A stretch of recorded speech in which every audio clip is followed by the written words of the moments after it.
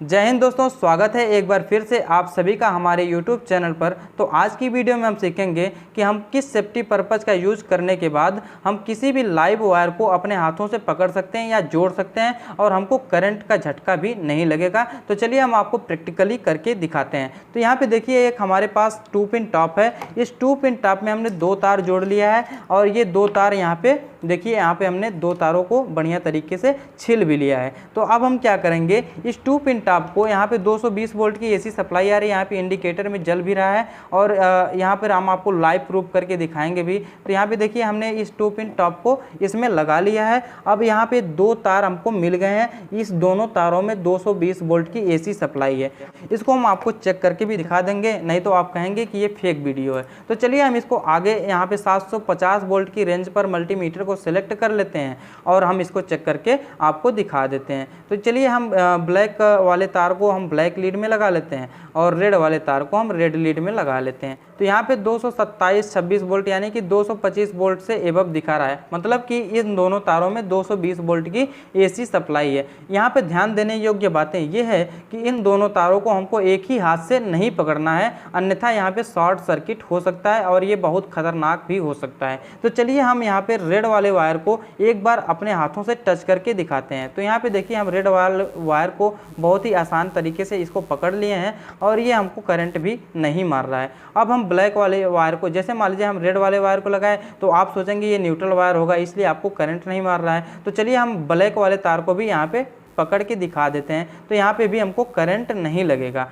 क्यों नहीं लगेगा? क्योंकि हमने सेफ्टी पर्पज़ का यूज़ किया है। उस सेफ्टी पर्पज़ को हम वीडियो को लास्ट में बताएंगे। तो चलिए हम इसको एक एलईडी बल्ब भी जला के दिखाते हैं और दोनों तारों को अपने हाथों से जोड़ के दिखाते हैं। यहाँ पे देखिए, एक एलईडी बल्ब है। एलईडी बल्ब में ये होल्डर लगा हुआ है और इस होल्डर से 2 तार निकले हुए हैं। यहाँ पे 2 तार निकले हुए हैं। यहाँ पे देखिए 2 तार हम आपको दिखा देते हैं। यहाँ पे रेड और ब्लैक 2 तार निकले हुए हैं। अब हम इसको टच करके दिखाएंगे कि हमारा एलईडी बल्ब जल रहा है कि नहीं, इसमें 220 वोल्ट की सप्लाई है या नहीं। तो इसको हम टच करके एक बार फिर से दिखा दें आपको। तो यहाँ पे देखिए, एलईडी बल्ब जल रहा है और इसमें 220 वोल्ट की सप्लाई है, तभी ये बल्ब जल रहा है। तो चलिए अब हम क्या करते हैं, इन दोनों तारों को हम अपने हाथों से जोड़ते हैं। तो यहाँ पे फिर से आपको बता दें कि इसका प्रैक्टिकल बहुत खतरनाक हो सकता है। आप अपने घरों पर सेफ्टी पर्पज़ का यूज़ करके ही कर सकते हैं, अन्यथा इस प्रैक्टिकल को मत कीजिए। तो यहाँ पे चलिए हम दोनों तारों को हम बारी बारी से जोड़ के दिखाते हैं।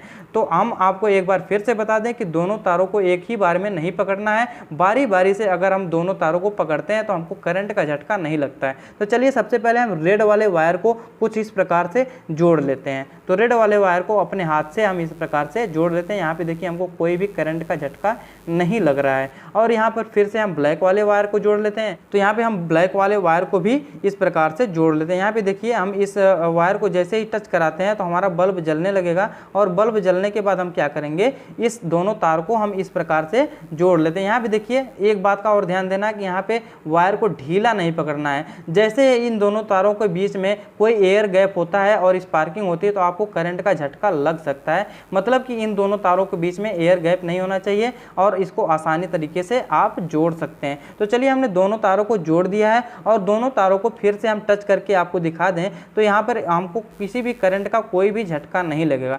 तो हमने वादा किया था हम आपको वीडियो के लास्ट में बताएंगे कि हमको करंट का झटका क्यों नहीं लग रहा है। तो देखिए, जब तक हम दोनों तारों को यानी कि न्यूट्रल और फेस दोनों तारों को हम अपने हाथों से नहीं पकड़ेंगे तब तक हमको करंट का झटका नहीं लगेगा। और करंट का झटका लगता क्यों नहीं है? क्योंकि हम अपने पैरों में जूता या चप्पल पहने हुए हैं। करंट हमारा जो होता है वो हमेशा अर्थ में जाना चाहता है, मतलब कि हमेशा न्यूट्रल ढूंढता है। अगर हम उसको न्यूट्रल दे दें तो हमारी बॉडी से होता हुआ न्यूट्रल में चला जाएगा, यानी कि ग्राउंड में चला जाएगा।